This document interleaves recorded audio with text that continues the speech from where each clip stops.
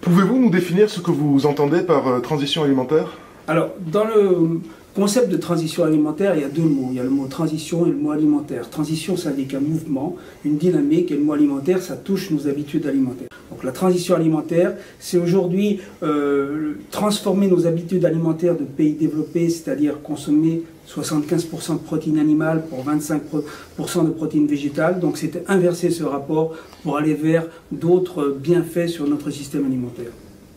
D'accord pour ce concept, mais est-ce que ce concept est une réponse à un constat que vous auriez fait par ailleurs? Oui, tout à fait. Aujourd'hui, on est à peu près 7 milliards d'habitants sur la planète. Il y a 2 milliards qui souffrent de malnutrition, mais aussi bien de la malnutrition par excès que par défaut.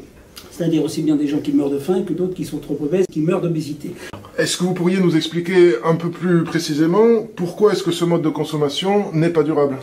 Et écoutez, de nombreuses études montrent que finalement aujourd'hui, si toute la population mondiale prenait ou avait les habitudes alimentaires des pays riches, des pays développés, eh bien il faudrait les ressources de 2 planètes pour pouvoir nourrir la population mondiale. En France, par exemple, on consomme à peu près 220 œufs par habitant. En Chine, par exemple, on consomme à peu près 110 œufs par personne et par an. Et il faut savoir que si les Chinois commençaient à consommer autant d'œufs que nous, c'est-à-dire 220, il faudrait la production de céréales de l'Australie entière pour nourrir les poules qui vont produire ces œufs. Donc on va vers vraiment des grands déséquilibres si des habitudes alimentaires telles que nous on les a s'homogénéisaient, s'établissaient sur toute la planète entière. Et donc c'est ce constat qui vous a poussé à fonder l'association Irénis? Oui, tout à fait. Alors l'association, c'est d'ailleurs une association de plusieurs personnes. Donc nous sommes un certain nombre de personnes plus ou moins impliquées dans ce domaine, donc, dont Claude Aubert, qui est un des pionniers de l'agriculture biologique. Donc à avoir fait ce constat et à vouloir créer un mouvement, donc créer une plateforme également pour pouvoir faire des actions.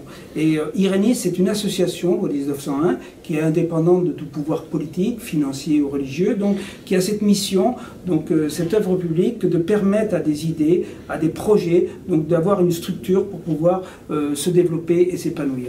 Et en l'occurrence, Irénis a aujourd'hui porté plusieurs projets, dont celui du film, d'un documentaire, Comment nourrir l'avenir, qui est effectivement une réflexion sur les méfaits des consommations alimentaires, des habitudes alimentaires des pays développés, donc, et pour aller vers une alimentation qui procurera des bienfaits aussi bien au niveau de la santé que de l'environnement.